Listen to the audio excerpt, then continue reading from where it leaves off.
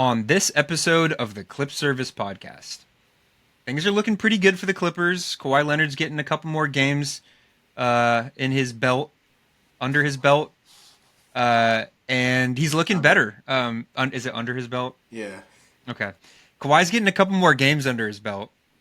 Clippers, Kawhi is looking a lot better with each game played. He's still on a minutes restriction, but you can kind of tell that, with the more minutes that Kawhi plays, the more reps that he gets, he's starting to look more like himself, a little bit more fluidity and a little bit more explosiveness in the way that he plays, particularly on offense. So can't really complain. Obviously, last night, for those of you that don't know, the Clippers took a loss to the Bulls. But aside from that, I don't know. I've liked what I've seen from the Clippers, namely a pretty decisive win against our crosstown rivals, the Los Angeles Lakers, which we are going to talk plenty about coming up, guys. Very excited about that. So without further ado, let's make it happen.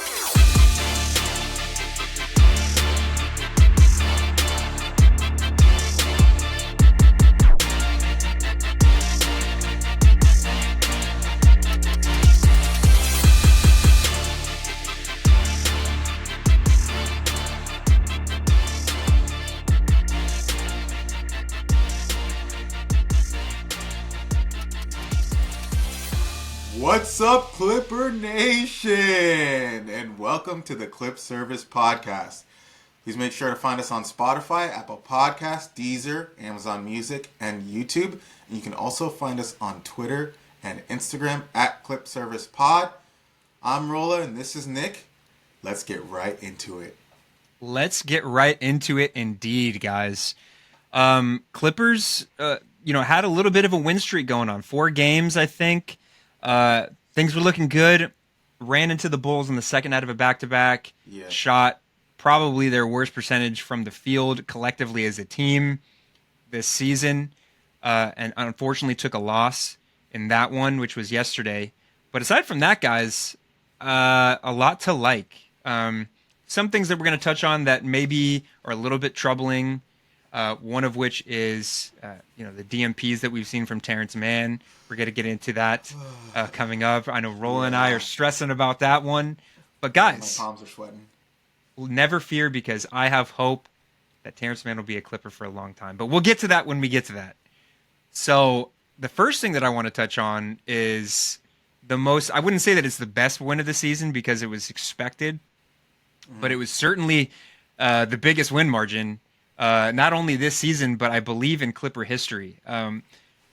The first game we're going to recap is going to be a 126-67 win against the Brooklyn Nets. And obviously, capture the flag is in full effect. The Brooklyn Nets are very much in the middle of a rebuild. Yeah. Still trying to gasp for air after, the Kevin Durant, James Harden, Kyrie Irving thing that they tried. Still trying to make sense of that, trying to, garner as much talent, young talent, and draft capital as they can in the wake of that. So, like I said, this was a win that was to be expected, but, games like this, based on what we've seen throughout the 2-1-3 era, it seems like these trap games are the ones that Clipper fans are really typically worried about. The guys on the floor taking their eyes off the prize and making it a very close game, or even losing to teams that they're supposed to beat. But that was not the case in this one, guys. No. This was the craziest thing about this game is it was tied, I believe, 21-21 after the first quarter, and the Clippers went on. I have the notes here, but they held, I think, the Brooklyn Nets were scoreless for most of the second quarter or most of the third quarter. Let me pull up my little handy dandy notes. Roll it right off the bat. What was the thing that stuck out to you the most in this one? Man, I gotta say, just the whole full team effort. I think the game was really won in the first 2 quarters. Well, like you said, the first quarter ended up 21-21, but yeah, the second quarter, man, we just kind of turned it on, and they had nothing else to respond with. I was keeping an eye on the score. I actually did not get a chance to watch this game, but Oh, it was I a was good keeping time. I was keeping an eye on the score, and second quarter it was like you said, it was like it was tied at one point, and then it was like they stayed at like 35 for the entire quarter, and we just kept scoring. So honestly, that was really impressive. I was gonna like I said, I was gonna turn the game on, and by the time I was home, we were already up by like 40, and Right. I was like, oh well. I mean, I guess I can go Real to ones bed would now. still watch the game, but Yeah, that's yeah. neither here Real nor there. ones don't have to stay up and work the next That's day. true. Roll on East Coast time. It's a little different. But yeah, no, I was shocked. But at the end of the day, I mean, last episode we discussed this. I mean, this is a game we expect to win, and on paper we're by far the better team, and in reality, we show that we are also by far the better team. I really, at least from like the score line, it seemed like Kawhi had a pretty good game. Like I He did. said, at the point when I was gonna turn on the TV, the dude was already sitting down. Like there was no more, like Yeah, you know what I mean. All our starters were already sitting, totally. and it was pretty much our bench players kind of keeping the lead, growing it a little bit, and overall, I mean, like you said, the Brooklyn Nets aren't looking to win a championship this year, or maybe even in the next 2, 3, 4, 5 years. Yeah. So this is a game where I think honestly, if you're a top team, you should be blowing out this Nets team. And I'm glad that we came out and we did that exactly that. Yeah, well, to touch on really quickly what you were saying about Kawhi, that was right off the bat. Like I said, the first quarter was tied. After at the end of the first quarter, we were tied. No team ran away with it, obviously. But the thing that I noticed right off the bat was this was the first game where Kawhi kind of had his pop back, his normal, his legs, he looked like he had life in his legs. And I think he was 2 for 2 right off the bat on just, classic Kawhi mid range jumpers. He looked good. He looked fluid. It wasn't looking like he was forcing anything. And, as fans of Kawhi's, obviously, we've watched a lot of Kawhi, and he makes it look really effortless at times. And that kind of was apparent early on in the game. Getting to his kill spots and hitting that mid range jumper that he's infamous for. That was pretty apparent in this one right off the bat. So that was something that I liked, and it made me confident that we were going to win this game. But and I pulled up my notes. So yeah, this the second quarter, the Clippers were kind of starting to jab their way, to a bigger and bigger lead. Starting the third quarter, the Clippers went on a 19 or no, excuse me, a 16-0 run. Like it basically the Nets didn't score a bucket until about 6 minutes into the quarter. Mm-hmm. Um, and from that point, it was kind of just it was a snowball. Another thing I liked in this one was so in the game prior, Terrence didn't play, I believe. In this one, KPJ didn't play, and Terrence kind of took his minutes. And apparently, that's something that Ty Lue's gonna do a little bit of moving forward is alternating between KPJ and Terance Mann. Terrence looked good in this one, um, but yeah, I mean, there's not really much else to touch on other than the fact that the Clippers just ran away with this one. In terms of box score, Kawhi Leonard was the leading scorer. He was a plus 46 It's in the crazy. plus minus, which obviously, given the lead, a little bit of an inflated stat in this game, but it was perfect for the free throw line. 23 points, a steal, 2 rebounds, no assists, but he was kind of focusing on just getting his offense, down, and he certainly did. 11 from both Derek Jones and Ivica Zubats in this one. 21, pretty efficient 21 from James Harden, 6 for 10. Norman Powell chipped in with 18. Um, in terms of the bench, Amir kind of did his normal thing, 3 for 6 from three. Mm-hmm. Amir's, become one of our better 3 point shooters. You kind of expect that from him. Fantastic Good role game from player. Terrence. But yeah, I mean, like there wasn't a whole lot in terms of the box score to take away from this one, just because the lead was so decisive.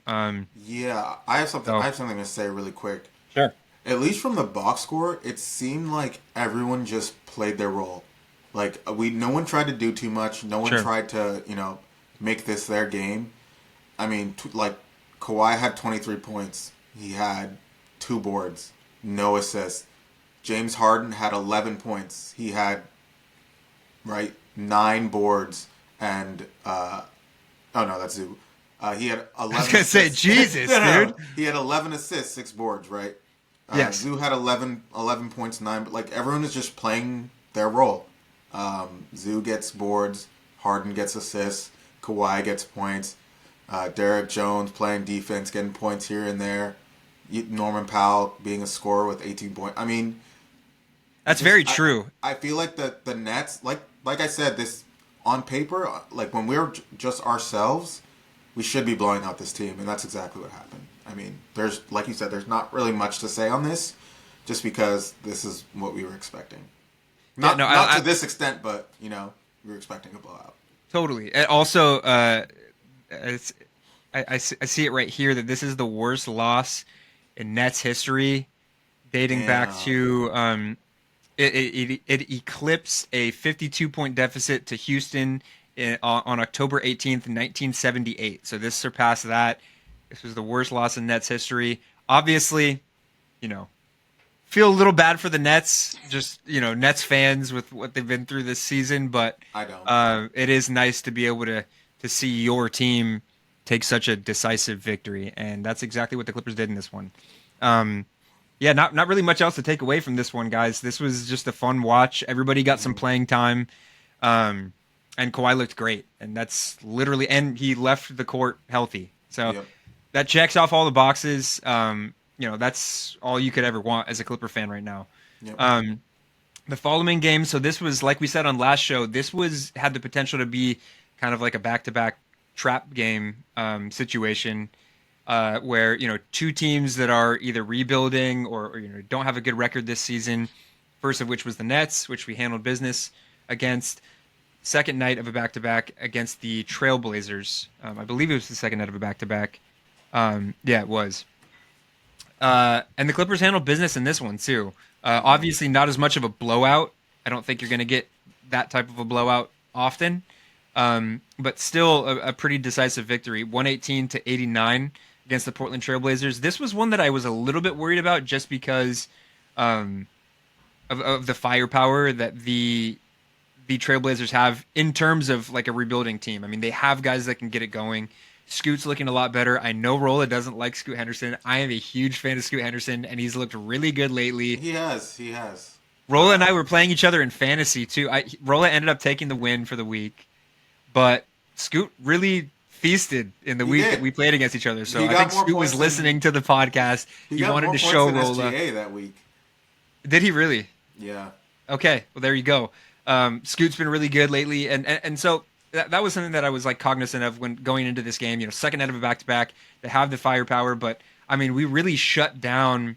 I mean, at least Anthony Simons, who's in seasons past he was the best catch and shoot player from 3 in the league. And in this game, he played 30 minutes, was 0 for 9 from the field, 0 for 5 from 3, 0 points, a minus 31. Brutal. 2 turnovers. A very, very brutal game from Simons.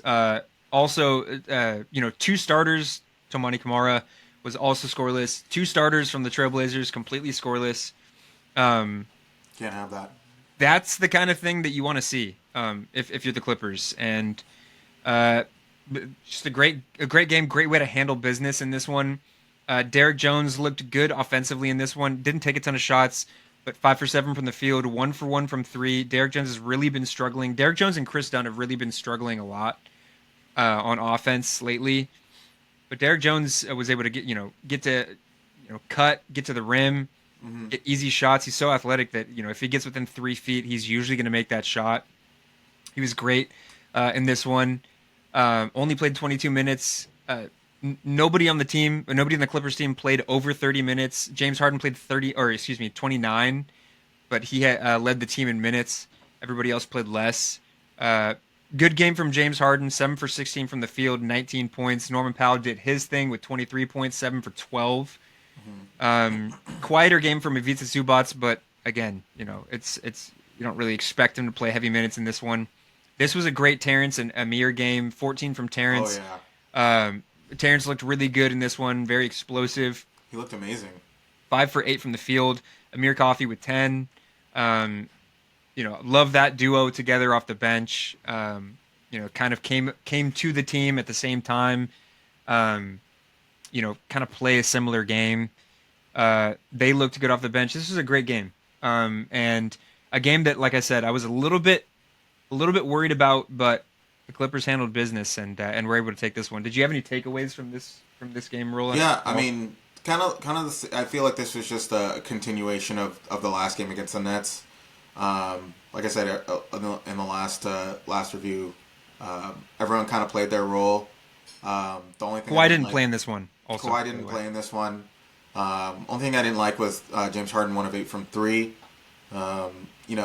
They say, what do they say? What's the saying?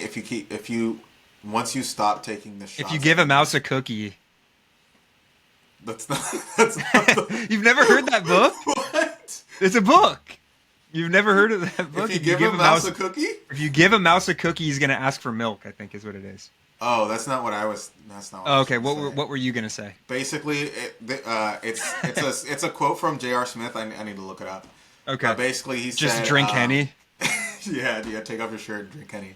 Yeah. No, it's if you stop shooting, that means you've lost confidence. Basically, like that's the gist of it. Of course, that's a quote from J.R. Smith. Yeah. So I mean, like, like shooters say they'd rather go 0 of 9 than 1 of 2 or something like that. Right. Because if they go 0 of 9, that means they had confidence to take 9 shots, even though they missed 8 in a row. And we've kind of seen that from James this season. He hasn't been consistent, been consistently good this season from 3, but he's taking the shots, which is something that, like, in years. Go ahead, what you were going to say, but I want to touch on that. Basically, I was going to say, like, in a game like this, that's completely, I don't want to say that's completely fine, but I mean, you have a little bit more leeway. You have a lead. Do what you got to do. Take your shots. Like kind of get the rust off, or kind of shake it off a little bit. But 1 of 8 is something. Even like 8 3-pointers is something that like is kind of wild to take, especially if you've only made 1 of them. I don't think that's a lot in really? Today's NBA. No. Yeah, he's not Steph Curry, bro. Like, but he's James Harden. He's James Harden, but he's not. He's not pretty like, close. But he's not a 3-point. He's not like known for 3-point shooting. I guess he is like he's the step back king, but I don't know. That's just how I feel. I feel like I feel like it's a little bit too much. If it's a high, we're grasping for straws here, Rolla. If it's like a high, I'm gonna be hard on a future Hall of Famer. Sure. I'm going to be hard on a former MVP. This guy is supposed to be our second star, so I'm going to be hard on him. Okay. But overall, good game from the team. Like I said, I feel like it was a continuation. Everyone played their roles. James Harden had 6 assists. Zoo had 8 boards. Norm had the points. Derek Jones is starting the ball a little bit with 13 points, and Chris Dunn with 7 points. So I feel like our starters came in, did their job, and sat down. And that's all we can ask from them. Yeah, totally. This was also let me think. So this is the 3rd win in a row for the Clippers. The Clippers were trying to, starting to kind of hit a little bit of a stride. As I mentioned up top, Kawhi was starting to get better, each and every game that he was playing. And that carried over into the next game. So the next game was one that I was actually worried about. Like obviously there was some worry with the Trailblazers game, but it was always something that, I thought that the Clippers were going to pull out the win in. But this Lakers game, it's this weird thing with the Lakers because, like, you assume, and I'm not saying for you Laker fans out there listening, obviously I know you guys have the chips. And obviously you're in a more illustrious franchise or whatever. But lately, within the last, handful of years, the Clippers have been a better team in terms of head-to-head record. That's a fact. So it is a fact. But, I like to preface this thing because we'll talk shit. Yeah, well, yeah, a little bit. But basically the point that I'm making is, I think I always kind of go into Laker-Clipper matchups with the hopes that the Clippers will win just because, for whatever reason, they match up well. against the Lakers, or there's some teams are just have a better record. One team's going to have a better record against the other team Mm-hmm. in head-to-head matchups. So I'm always pretty confident, but this was the first game that the Lakers were going to be coming into the Clippers building. Um, Obviously, especially in LA, Laker fans travel very well. So I was just kind of nervous, a little bit nervous on how it would go. But from everything that I No, saw, I wasn't. I know people that went to the game. The Clipper fan involvement was great. You're not going to Mm-hmm. see that on social media because it's a narrative that needs to be played that, oh, the Lakers fans were really loud in the Intuit Dome. But from what I understand, every time a Laker chant would break out, the Clipper fans would kind of meet that with, let's go Clippers or whatever. Mm-hmm. The spirit was good And they always in do the that shit, bro. I know. Sorry. No, they do. It's They it's do. annoying. It doesn't matter. It could be two Laker fans, and they'll be like, "Let's go Laker." It's so Yeah. annoying, bro. Yeah. And no one will join in, and then they'll just sit back down. But They hey, try you it gotta you every gotta game, admire bro. the passion. You gotta admire the passion. But Oh, they might be the most annoying fan base, bro. In all of Rola's sports. getting heated, guys. In Any all of Laker fans that sports, are bro. listening to this, let Rola know what you think Any about Laker fans this, listening, hit this my horse. DMs, bro, and then we can Yeah, chat. hit Rola's DMs. Get in a civilized conversation about basketball. No, but I think that the Clippers fans, in their they protected their home court advantage, their true home court advantage for the first time, in a long time. The Clippers really had a home court advantage. They have their own building. Intuit Dome has been amazing, and the Clippers fans showed out. And you can hear it on the broadcast. Clipper fans were involved, and the wall was popping. And Mm-hmm. you know, with each possession, I felt more and more confident the Clippers were going to run away with this one, and they kind of did. There was a little mini run that the Lakers went on where the crowd started getting involved. The Laker fans that were there were starting to get involved.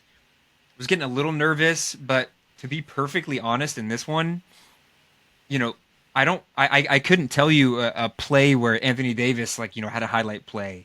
Mm-hmm. Braun hit a couple threes like right off the bat early on, and I was rolling my eyes. I was thinking, oh God, Braun's gonna bring his A game. But other than that, the Clippers did a really good job of shutting runs down, any potential runs from the Lakers, because the Lakers do have the firepower. Austin Yeah. Reeves has been good in spurts throughout this season. He's overall a good player, but he's a guy that can get you going.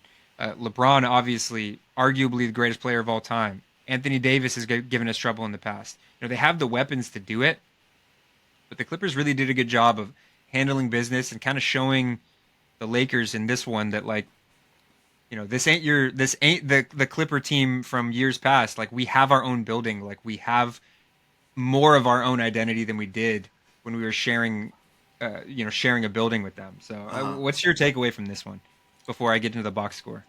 I think my takeaway from this one is the Lakers just can't fuck with us, man. And Let's go, Rolla. I I mean, love it. like I you love said, it. I'm not gonna say it, but bro, I'm glad it's- you did. But it's a fact.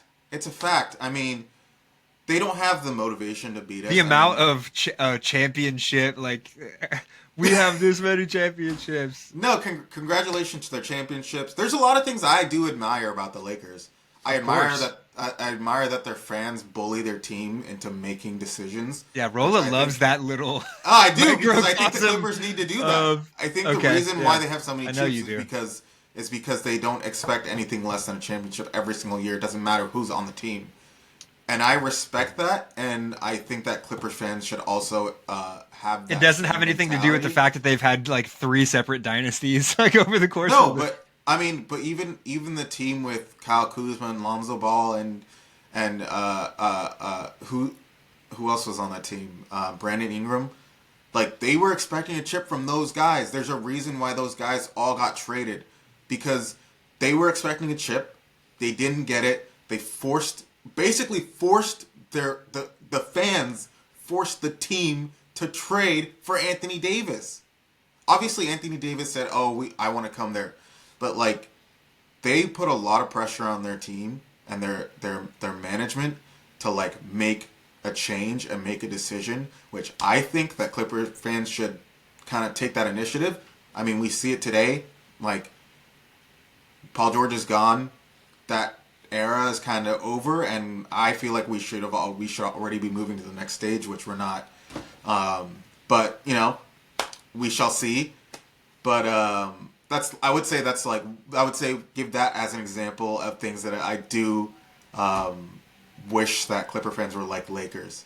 Right. So Rolla, I think Clipper fans out there, if you're listening to this, Rolla would like you all to be incredibly mean and bully everyone. Actually, put pressure on the team to do something. Maybe we could win a chip. But I guess outside of that, I do think the Lakers fans are some of the most ignorant and and annoying fan base. Man, there we go. Because they act like the whole world revolves around them.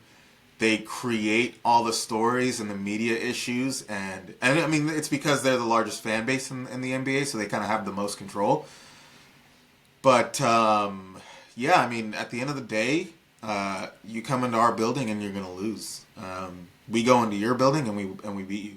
But that's also because we have the motivation of being that little brother in LA, and you guys they just don't have that want it to get their name out there. Like you said, like the Lakers have the glitz, they have the glamour, but the Clippers aren't as popular of a team. Streetlights over spotlights, as Clipper media team would say. Yeah, that was the year they won the chip, dude. Yeah. More, dude.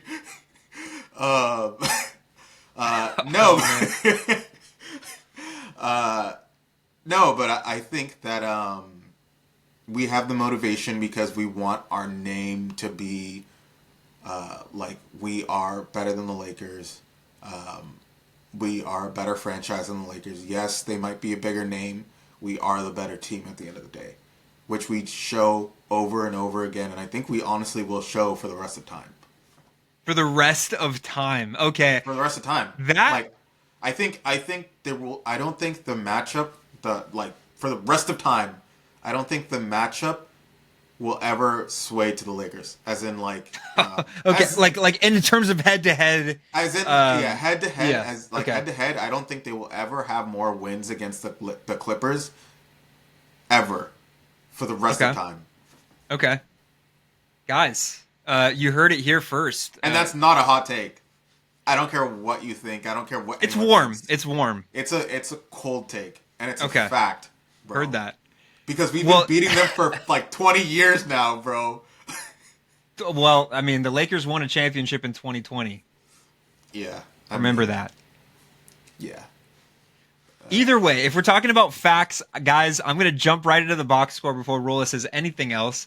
One thing that stood out to me in this one, aside from the win, which was 102 to 116 or 116 to 102, Clippers victory. The one thing that I really liked in this one was Ivica Zubac is continuing to be. I mean, Mo Bamba said it at the end of the game that Zoo is a top 5 center. I wouldn't say he's a top 5 center, but he's. Me and my brother were talking about this. I would say Zoo's probably top 7. This season? 7. Yes. You wouldn't say he's top 5 this season? You can't include Embiid because he hasn't touched the floor. Okay, so if you don't include Embiid, Jokic. Okay. Cat. Okay. Just because of the offense, right? Yeah. Anthony Davis. Would you say Anthony? No, you're saying Zoo's better than. Okay. No. AD. But is he a center? I would say that AD's. Let's put him in the same category. Okay. I would say that you could put him as a center. He doesn't like to play center, but let's put him in the center category. All right. Then you got Wemby. Is he a center, bro? He's taking pull-up threes. But he's a center. From the logo. But Wemby's a center. At the end of the day, Wemby's a center. But what makes a center? You have to be 7 foot plus? No, because look at what he does in the defensive end. He's a paint protector. Would you say Giannis is a center? No. So why would you say Wemby's a center? Guys, Rolla's got me here. Okay, Zoo's a top 5 center in the league. Bro. That's all you needed top 5, bro. Okay. I put him at number 5. Okay, I love that. So you would say who would you say the 4th person is if it's not Wemby? I don't Sabonis? know, dude. I would put Sabonis over. Okay. So Sabonis. Yeah. Are we Yeah, I leaving think that. somebody out? I feel like we are. Well, aside, you said no Embiid, right? No Embiid. Okay. You have to play more than 10 games to be considered a top player in the league. Because I think Zoo is past like that tier of like the Vucevic's and like the Clint Capellas and the Miles Turners. Like I Oh, think yeah, he's yeah, yeah. past that Nas Reed? this season. Rudy No, Gobert? Rudy Gobert's a specialist though. I think Rudy So Gobert's trash, bro. he's not Personally. trash. He's not trash. Rudy I'm Gobert is thinking one of he's the hot greatest garbage, defensive bro. centers I've ever seen in my life. I think But he's one of the worst defenders I've ever seen in my life. okay. Well, we're gonna do a hot take, shot take at the end of this episode. So roll it. Don't say a whole lot else because Bro, I'm the loving whole the episode's takes. a hot take, bro. Very true. But going back to my original point, I really loved the way Zoo handled business in this one. Was efficient from the field, 9 for 16. Love 16 shots from Zoo, already. That was great. But 21 points, 19 rebounds, 3 blocks. He showed Laker fans what they traded away. I mean, have fun with Mike Muscala. We're gonna take Zubats back. Thank you, Magic Johnson. You're a Hall of Yeah, Famer, that one was of the greatest point clutch. guards of all time. Second greatest point guard of all time. Who's number one? Steph. I think it's Steph. What I about think that LeBron? that's fair. I think you would agree with that too. What about LeBron? He's not a point guard. Really? We're deviating here. We're deviating here. Steph. Okay. Yes. Basically, Magic Johnson traded. For those of you that don't know, been living under a rock. Magic Johnson traded Mike Muscala, who was a Clipper for about 2 days. Um, traded for him, gave us Zubats in return. Zubats has been getting better and better every year. He's the longest tenured Clipper, and Zoo has taken a huge leap this year, and it was very apparent in this one. And I just like the fact that it was against his former team. Zoo was amazing in this one. Norm was great too. 22 points, 9 for 17 from the field. Very good game. Very good game from James Harden. 21 points, 12 assists. You love to see that. Did have 5 turnovers, but you know when you're handling the ball that much, that's gonna happen. Um, just great game all around. Kawhi with 19. Kawhi really put the hammer down early on. I don't Oh, think yeah. that he played after the like halfway through the third quarter. I don't believe Kawhi played for the rest of the game, which was great as well. 9 for 13 from the floor, which is super efficient. You expect that from Kawhi. Four Yep. assists, 1 steal, 19 points. Love to see it. Only 1 turnover. 24 minutes. This is a great game from Kawhi. The one thing that I didn't love in this And he game crossed over was Austin Reeves. he did cross over Austin Reeves. That was awesome to see. Austin Reeves' ankles might still be into it, bro. That's true. He's got to go pick those up. Give him the keys to Intuit. Let him in. Pick up his ankles. Let him leave. The one thing that I didn't like from this game, and it's something that cuts a little deeper for me and Rolla. As you guys know, we're huge Terance Mann fans in this pod. We talk about him all the time. Terance Mann didn't play in this one, which I thought was interesting. I mean, if you look at the guys that didn't play, Cam Christie got a minute, But which that's that only was because another of that was another cool thing. Cam Christie, for Yeah. those of you guys that didn't see the game, Cam Christie was able to have a back-to-back possession against his brother Max, who plays for the Lakers, who I like. I like Max Christie. I think I he's like great. him I'm too. glad he's starting. Those two, Cam Christie was able to take it to the hoop, get fouled, hit one of two free throws. Max Christie took it the other end, dunked the ball. That was cool to see. That was a cool exchange.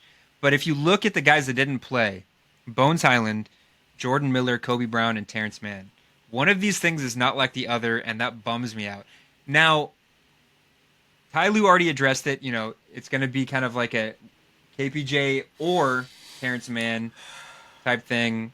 But roll that. What is your from 1 to 10? What is your level of worry about Terance Mann's future with the Clippers? 100. 100 out of 10. 100, bro. 10. Okay. No, I like I said last episode, dude. I'm terrified, truly. I want to see Terance Mann in a Clipper uniform for the rest of his career because I think that he's that special, and I think that what I agree. he brings to the table, what he brings to our team, cannot be replicated. Like I said, after the last playoffs, the two people that even like showed any sort of care about the sport of basketball Zoo and Terrence. was Zoo and Terrence. And if you trade away one of the guys that actually gave a fuck in our last year of trying to make it to the championship, I'm not really sure where we're trying to go with this with the Clippers. It's I mean, tough. it's like he has the mentality that you want all of your players to have. Sometimes he's kind of off his game, this, that, a third. But at the end of the day, you want someone who's going to bring the energy, who's going to dive on the ball, who's going to pretty much put his life on the line to try to win the game. And even if everyone on the team is playing like shit, missing all their shots, at the very least you want to see them give some sort of effort. And I feel like he gives that to us every game.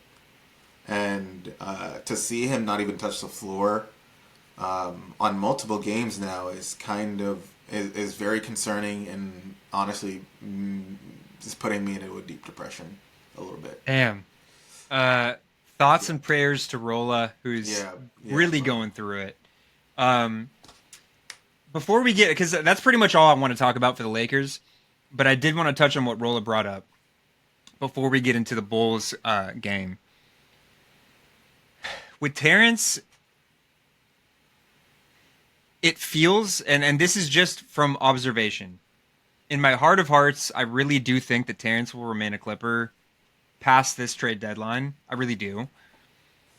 But in my heart of hearts, just from what I've seen, it looks like Terrence might be on the move. And it bums me out because, like Rolla said, Terrence has put so much, so he's left it all out in the court. Every game that he plays for the Clippers, obviously he gets off to slow starts. Clipper fans know that. It's not until the new year that Terance Mann kind of starts to find his rhythm, and then he looks great. Excuse me, he looks great. But he has his shortcomings for sure. Every player does. But if you look at Terance Mann's tenure with the Clippers, he's been asked to be the starting point guard. Then he's been asked to be the point guard off the bench. Then he's asked to guard centers. He was guarding DeAndre Ayton in our matchups against the Suns in the playoffs. He's asked to, and then he'll play the three, which is his like true position or whatever. And then he won't play at all. And then he'll start for most of the season, like I think it was last year, the year prior. Terrence Mann's role has been in such a state of flux, and for that reason alone, I think the Clippers deserve to give him the respect to keep him with the same team and allow him to continue to do what he does best for the Clippers, and that's do the little things, be a glue guy. You know, I would say, in his career, he's shot a pretty good percentage from three. He's pretty efficient. He has his moments where he gets into these shooting slumps, but overall, Terrence Mann, he's very talented, and he's found his spots on the floor to be successful. He's found his areas of the game to affect. I think the Clippers front office really owes it to Terrence Mann to keep him around. And I think obviously he got his contract extension this offseason. I think it was, what was it, 3 years, 50 million or something like that. Mm-hmm. It's a sizable contract. Yeah. But I'm seeing a lot of that's a tradable contract, and it is. We're giving him too much and stuff like that. I look at it more. I look at it as more of this is something that Terrence Mann worked for, and it's something that he deserves. And I think the Clippers owe it to him to find his rhythm and get back to the player that we know and love. And he's already looked that way. In the games that he's played since he came back from his hand injury, he's already looked, like the Terrence that we're used to seeing. And I think that specifically for Lawrence Frank, do a solid not only to Terrence but to the fan base in terms of allowing homegrown talent to stay with the team. I think that it is a bad look if you start to be the franchise that begins to trade away, guys that you drafted after a couple years. I mean, you see it. Keon Johnson has a role with the Nets. Brandon Boston's SGA. played. obviously SG. That's a little bit different because it was a blockbuster trade. But you look at the guys around the margins. Musa Diabate has had good minutes with the Hornets. Brandon Boston's had some good minutes with the Pelicans. Keon Johnson has a rotation spot with the Nets. Like these are guys that were drafted by the Clippers, were given a little bit of a chance, and then they're traded later. And like I don't want that to be the norm for the Clippers. I want to be able to give a chance to some homegrown talent. Hmm. Terance Mann and Amir Coffey too. Like those two are perfect examples of like guys that were given a chance by the Clippers. Brought in, were given their start by the Clippers, and I want the front office to be able to keep guys around like that. And I think Terance Mann is one of those guys. I agree, dude. And Um, I agree with everything you said. I mean, that's just my opinion and Roll's straight opinion. facts, bro. Straight Um, facts. guys, let us know what you think about the situation with Terance Mann. In the comments, get at us. Let us know what you think. It is a polarizing topic. I've heard extremes on both sides. But here on the Clip Service podcast, we would love to see Terance Mann outlast the trade deadline and be a Hmm. Clipper for a long time. Um, the last game that we want to get to, sorry that ran a little longer than we may have hoped, but I mean this is something we're passionate about. It has to be done, dude. The last game that we're going to touch on is the Bulls Precast. game that happened yesterday. This was the second night of a back-to-back. This was the game following the Lakers game. Um, and the Clippers kind of came out flat in this one. And Very. the final box score 112-99. Right off the bat, before I get into box scores, Rolo, what was your takeaway from this one? Like you said, they did come out flat. I think it's mainly because this was our fourth game in like a week and a half. So I don't think we had much time. We had the back to back against the Nets and the Blazers, and then we had the Laker game, and I just feel like it was a lot in such a short amount of time, and we came out here not really thinking that we had to really try against this Bulls team, because I believe the Bulls are in 10th place. So I think that they came out thinking that they were already rolling the last couple games. Maybe they can like turn it down a notch and be able to still win. Which, they're playing against professional basketball players. Zach Lavine is a professional. All these players can ball. They're in the NBA for a reason. And they came out and balled. Zach Lavine went off 5 of 12 from three, 35 points. And that's not what you want. And I think that. I think this is just a game you gotta take the L and kind of move on. We didn't have Kawhi, which is not really an excuse, but I just think that with a little bit of moving pieces, it's kind of difficult to keep that same rhythm, and kind of lax a little bit and still get the dub. Sorry, I was hearing something in my headset. I think it was an ad on one of the tabs that I have up. Uh, I didn't hear most of what you were saying. It's Can you give me a recap? basically I was saying we came out flat. It was it was just one of those games where I feel like it is what it is. We gotta move on and try to be ready for the next game. True. This was one where Kawhi Leonard and Ivica Zubac, who was out with like some sort of eye injury, he took like an elbow to the face or something like that in the Lakers game. There was videos of him doing like post game interviews after the Lakers game. His eye was definitely swollen, and he sat in this game because of that. Kawhi Leonard, obviously second out of a back to back, didn't play in this one. So obviously the Clippers were behind the 8 ball in this one. Given the talent and the record that the Bulls have, this was one that I was hoping the Clippers would win. Just based on the fact that overall we're a better team. But the Clippers ended up missing damn near everything from three. If you look at James Harden 3 for 13 from three, Norman Powell 3 for 10 from three. Amir Coffey, who's like I said, before, is one of our better 3-point shooters, 0 for 4 from three. Terance 0 for 3. Like nobody was able to hit their shots in this one. Uh-huh. The Clippers had their chances, especially in the fourth, to kind of cut into the lead. But in the fourth, particularly, the Clippers couldn't defend without fouling. I think the defense was what really got the Clippers in trouble in this one. Uh, like I said, they had their chances to kind of cut into the lead. It became a single digit lead for the Bulls at some point in the fourth. But again, the Clippers were fouling every time that the Bulls were on offense, and sending them to the line for free. I think early on in the fourth, the Bulls hadn't made a field goal in like 6 or 7 minutes. They were still maintaining that double digit lead from the free throw line. So this looked like the second out of a back to back. And James Harden played 40 minutes in the game prior, played 36 minutes in this one. He looked gassed. Only 17 points. He did have 10 assists, but five turnovers. Norman Powell kind of started to chip away at the Bulls' lead, and ended up finishing the game with 27 points. But yeah, this was one that it was going to take a lot of magic for the Clippers to win this one down the stretch. Yeah. You know, given how tight everything is in the standings right now, I would have loved for the Clippers to take this win, but as the second half started to continue and the shots were, clanking off the rim, I just kind of chalked this one up to, as you touched on, this was second out of a back-to-back, and the Clippers just didn't have it in this one. So that was kind of my takeaway.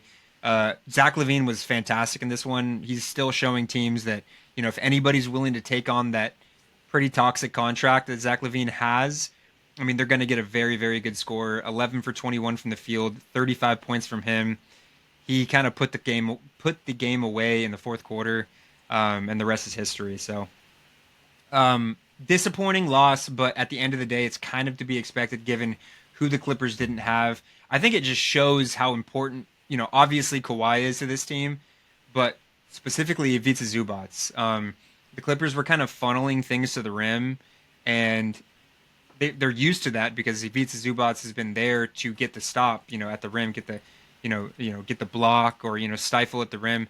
They didn't have that in this one. Mo Bamba wasn't very good, so the Clippers really missed Ivica Zubac in this one.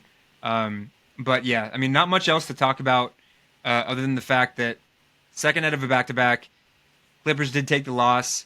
I just hope that the Clippers are able to bounce back in the next two set of games. The first of which will be against the Boston Celtics. The second is going to be against the Washington Wizards. So we're going to jump right into that, guys. We're going to just kind of try and breeze through previews real quick, and we're going to take a quick break. So we will be right back after this. All right, guys, we are back, and we're going to get right into previews for this week. The first game is on Wednesday against the Boston Celtics. I believe this one will be at Intuit Dome. And we will be without Kawhi and Zoo. So I think this is going to be one of those games where, we're still going to try. We're still the Clippers. But it's going to be a tough one. I believe the Boston Celtics are first in the East, or second after the Cleveland Cavaliers. Yeah. And I just feel like this is a game where, if we play the way we did against the Nets and the Blazers, where everyone is kind of doing their job and playing their role at an elite level, I think that this is a game we could kind of steal a win. But I mean, without two of our main starters, especially with how well Zoo has been playing recently, I think this is going to be a tough one. What do you think about that? Yeah, I mean, it sucks to see because effectively the Clippers are kind of punting this one. It sucks to see, especially against a good team, and a chance that you can kind of showcase, the team that you are and the competition that you provide. It's probably for the best, overall. But it does suck to see. I mean, Kawhi Leonard, you expect not to play in this one, but with Zoo, it's going to be really tough. I think it makes sense in the standpoint of the fact that I don't think the Clippers are guaranteed a win against the Boston Celtics, even if they were healthy. Mm-hmm. So, given the fact that we're playing the Washington Wizards in the following game, might be best just to stack up your players, in that game and guarantee a win. And, like Rolla said, like Rolla touched on, I think this has potential to be a trap game. If everything stands and Kawhi and Zoo don't play, and then maybe Chris Dunn misses this game or something like that. This has potential to be a game where the Celtics kind of come in expecting to win, and the Clippers, surprise them and end up taking the win. Mm, That would be awesome to see if that would be possible. awesome to see. I don't think based on who we're not going to have in this one, I don't expect a Clipper win, unfortunately. But we'll see. We We'll will see. we will see. And I agree. All we can do is hope.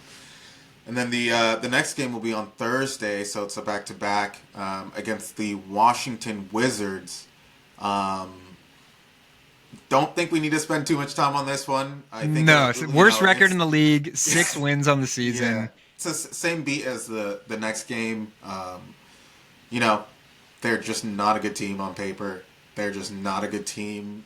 Well, especially if Kawhi and Zoo play in this Actuality, one. Like, if Kawhi and Zoo play in this one, they should be. I mean, what's the expectation now? 50 points. Like, we should see a blowout. Should be a game where our starters can get some rest. we should see Cooper Flag in a Wizards jersey in Damn, June or whenever the draft is. But I'd be so bummed for a Cooper Flag, bro. what is it That looking is- like? that's tough, bro. But Bradley Beal could spell it out for him, say it best. Yeah, true. Do you have anything to say on this Wizards matchup? Absolutely not. I think this is one the Clippers need to win, especially if one or both of Kawhi Leonard and Zoo come back for this one. Clippers need to do what they did against the Nets and the Blazers and just handle business. I think that this is a team that they have 6 wins on the season. Let's continue that trend and let's put a win column put a win in the win column for the Clippers. Yep. And then the next game, and this will be our final game at home for about a week, will be against the Milwaukee Bucks, and that'll be on Saturday, January 25th. This is gonna be a tough game. I mean, the Milwaukee Bucks, although coached by Doc Rivers, we know a lot about that dude. Of course we do. They've been looking pretty good. I mean, obviously they have Giannis, former MVP, former champion. I think that this is going to be a tough game, especially after playing the Celtics, earlier in the week. I could see us really being motivated to win, because of, we could. I'm not wishing that we're going to lose against the Celtics, but what my prediction would be is that we lose to the Celtics, and then we kind of get our groove back against the Wizards, and we come into this game kind of wanting it a little bit more. So the Milwaukee Bucks have some pretty good players, but I just think that we'll be a little bit more motivated on this one, and we can pull out a win. What do you think? Yeah, no, I think that the player to watch in this one, hopefully he's better by this time, but I think if Zoo continues to play the way that he has, I think I like his chances against Giannis just in terms of keeping him out of the paint. I mean, Giannis isn't a great jump shooter.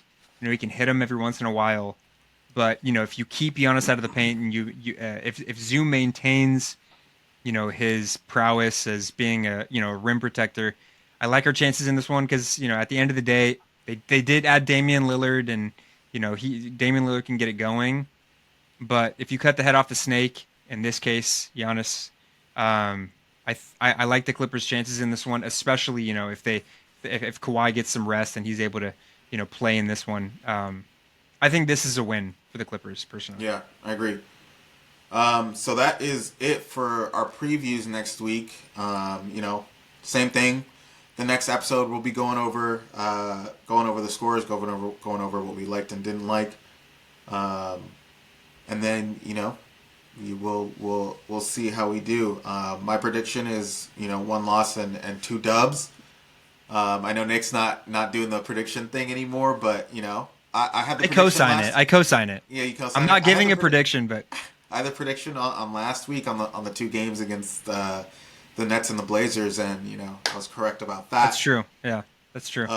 So moving on to our favorite segment, quick takes, to end the show. I have a couple. I have a couple topics for you, Nick. All right, let's hear him. This is a quick take, 2 minutes or less, Okay, and we want to hear your opinion. Share your thoughts. give it to me. So the first one, we talked about Max Christie and Cam Christie playing Uh huh. against each other. Uh How huh. do you feel about Lonzo Ball and LaMelo Ball playing against each other earlier this week? When did that happen? I think it happened on I don't know what exact date that happened earlier this week. Okay, sure. What do I Basically think of Lonzo, it? yeah, basically Lonzo was guarding LaMelo. What do I think of it? That's Yeah. cool. You don't have any opinion on it? I mean, Um, they're the Ball brothers, bro. I the thing that I'm gonna say is that I'm happy that Lonzo has made his way back onto an NBA court. I really had my doubts that Lonzo would ever play at a high level ever again.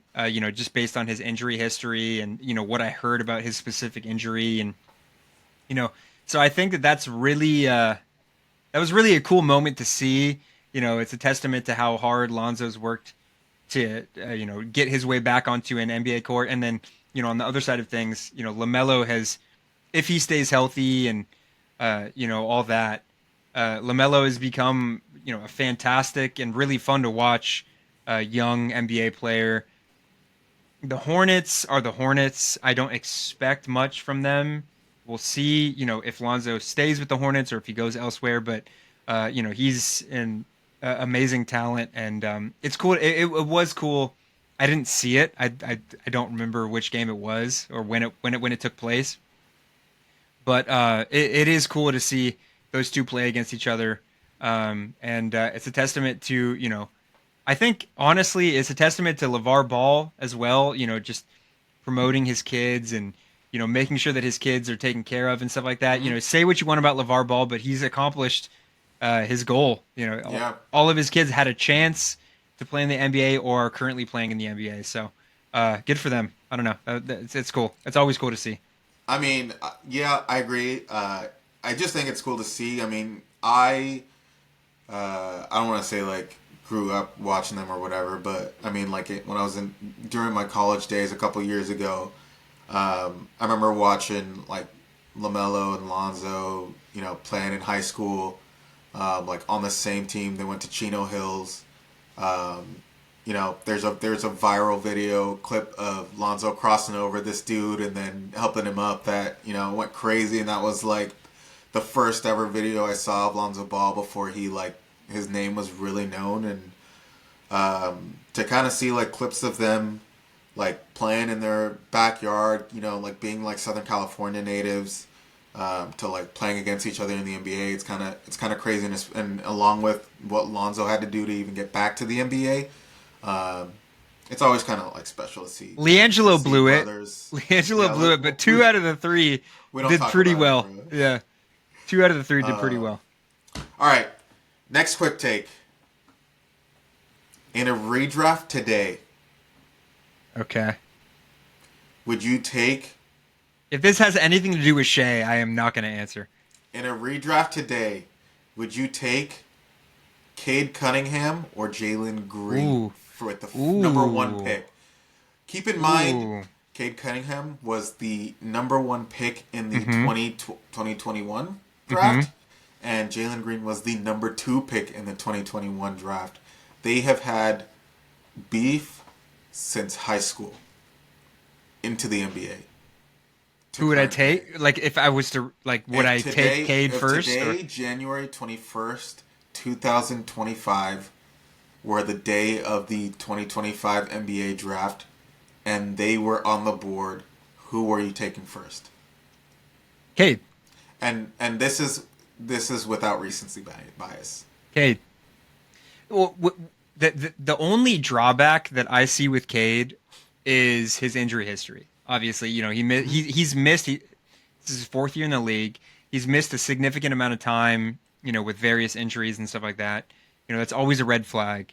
But I've been saying it this year. It's something that I've noticed. But Cade reminds me a lot of what we saw from Paul George. As he was starting to find his way in the NBA and stuff like that. In terms of from what I see this year, uh, Cade really doesn't have much of a flaw in his game. He can do a little bit of everything. Uh, you know, he's a big guard. He can play make. He can score. He can play defense.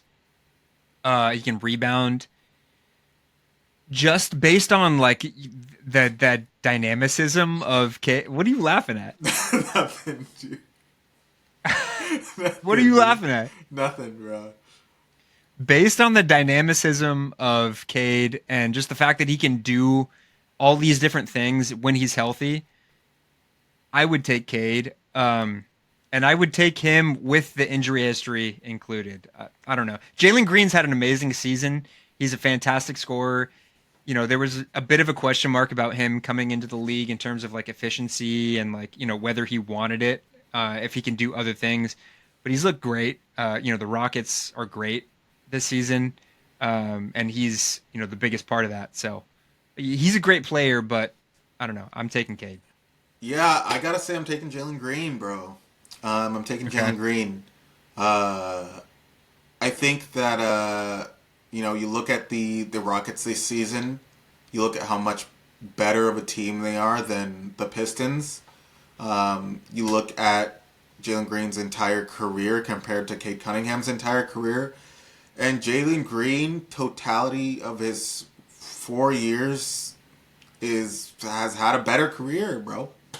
I hate to say it. You can't say that they both came in on great, fantastic teams, and you look at both teams today, and it looks like Jalen. And obviously, that comes with like management, players, gel on the team, this, that, and the third. But I just think that Jalen Green, at the end of the day, just brings something that little spice that Cade Cunningham does not bring. He does have a little bit more A spice, little for sure. spice, energy, bro. And I just saw a little, and this is a little bit biased or a little bit kind of swayed my decision a little bit. Was I saw a little clip earlier this week of Jalen Green and what he had to do to get to the NBA, and he kind of just had like he is not from the best area. He was basically like playing basketball on the streets. He was giving up like years playing like organized basketball to just like work on his own game with his dad traveling around the world, or sorry, not around the world, around the country, trying to work out with different, trainers, trying to get better. And I just think that to invest in yourself to that level, I think you really see it in his game that he believes in himself beyond beyond anyone, any other person, and I just would want that on my team, and that's just me. So you would draft Jalen Green over Cade just based on belief in himself. No, I said because he brings that energy, he brings that spice, and So the spice factor is the and looking at the product, okay. and looking at the impact he's had on the team. I think I that's would argue that undeniable. Jalen Green has had a better cast of teammates. I would argue against that. What's the difference between this year? You say this year's Pistons team is a good team, No, they're not as good as the Rockets, and but so would you say that's they're a why. good team? Yes, But would you absolutely. say they're as talented? Would you say they have just as talented of players? No, Really no. interesting. They do both Okay, have well that's one of just the. They that's do another, have both. that's a different conversation. They for have another both day. of the Thompson twins. They have one of the Thompson twins on each team. Mhm. Uh, the Pistons don't have a Şengün. Duran's Okay. great, but they don't have a Fred Van Vliet. What about Ivy? Anything. Fred Van Vliet's a champion. Ivy's amazing, but Fred Van Vliet's a champion. Bruh. But that's what I'm saying, bro. You can't say the Pistons don't have anyone. This was the same team as last year. I don't know. I would just take. I like a player that can play both ways. I like a player that can do a multitude of different things. If But at the Paul end of the George, day, dude, it comes down to that mama mentality, bro. And I just feel like Jalen Green has it, dude. okay, interesting, That's guys. just me. Tell us what you You're think the one about that this said debate. Cunningham's kind of like Paul Kid George, bro. Cunningham, huh? Kid Cunningham. You said he's kind of, you said he's you said he's kind of like Paul George, dude. And we know Okay, yeah. What Paul George brings to the table. But that's what I like about him is he has all of like the talent, But do you so think he far. has? Do you think he has the mama mentality? I think yeah, I think he could. Okay. I've seen that this I guess year. we haven't seen it. Yeah. I mean, I feel like he hasn't really had those like those do or die type games. Sure. But There's not as much expected from the Pistons right. as the Rockets this year. And my last quick take is a quick one.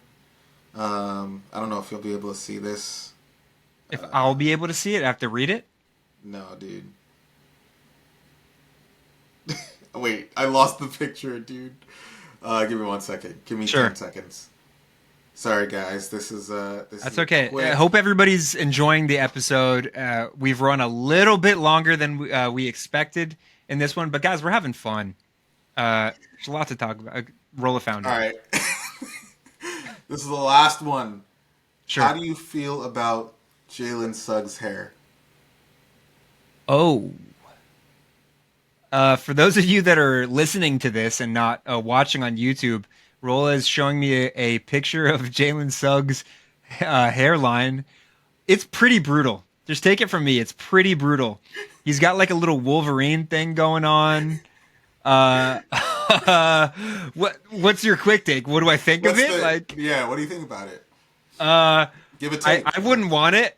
I wouldn't want that hairline. There's a lot of things about Jalen Suggs that I would want. The hairline is not one of them. I'll tell you that much. That is unfortunate. That hairline. Yeah. For those of you that are watching this, silly one. For those of you to end the episode. For those of you that are watching this on YouTube, let us know what you think about Jalen Suggs' hairline. You saw it here. Rolla showed you the picture. On a scale of 1 to 10, how bad is that hairline? Why would you give us your reasons why you would not want that hairline? Yeah, Jalen he's gotta Suggs, let it fantastic player. He's injured right now. Heal up quick. That hairline sucks. Yeah. I would not want it. That's my quick take. I would not want that. I agree. And that's it. That's it for my quick takes. That's that, guys. That's it. I think that does it. We're getting a little silly on this episode, so we're gonna cut it, guys. Thank you so much for tuning in. As we said, prior, Clippers have the Celtics and the Wizards back to back, have the Bucks, and then the Clippers go back out on the road. Clippers enjoyed a nice little homestand, did pretty well with it, aside from a loss to the Bulls. Hopefully the Clippers can get back on track. Obviously, the Celtics game is a little dicey just based on who the Clippers are, allegedly going to not have, or in this one. But aside from the Celtics game, hopefully the Clippers can get back on track against the Wizards and then against a very good Bucks team. So we will be coming at you guys next episode with recaps on those 3 games. And like I said, the Clippers will go back out on the road. The Clippers have done pretty well on the road this season. So hopefully that trend continues. And here's to Kawhi staying healthy. Here's to everybody staying healthy. No more eye injuries. None of that. The trade deadline is fast approaching. So hopefully Terance Mann will stay a Clipper after the deadline. All of that and more, we will talk about it on next episode. Thank you guys so much for tuning in. This has been Clip Service Podcast. You guys can catch us on, as Rolla said up top, YouTube, Amazon Music, Apple Podcasts, Spotify, Deezer. Get at us on Twitter. Get at us on Instagram. Give us a follow. Tell us what you think of the show. And guys, as always, let's go Clips. Go Clips.